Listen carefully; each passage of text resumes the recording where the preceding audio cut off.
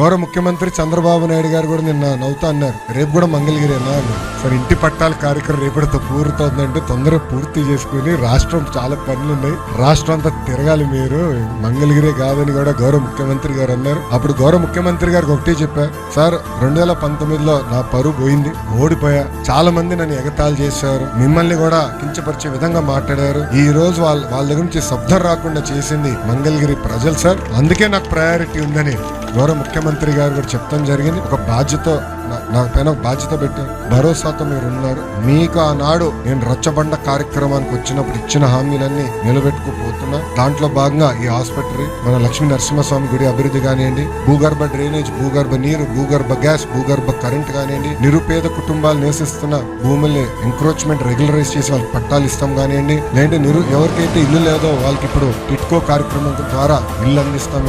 ఇవన్నీ ఒక యుద్ధ ప్రాతిపదికంగా మేము చేస్తాం జరుగుతాం. నా లక్ష్యం ఒకటే, అన్ని రంగాల్లో మంగళగిరి నంబర్ 1 ఉండాలి. దాంట్లో భాగంగా ప్రజలు కూడా మీ పైన కూడా బాధ్యత ఉంది. ప్రభుత్వం చేపడుతున్న కార్యక్రమాలకి మీరు సహకరించాలి.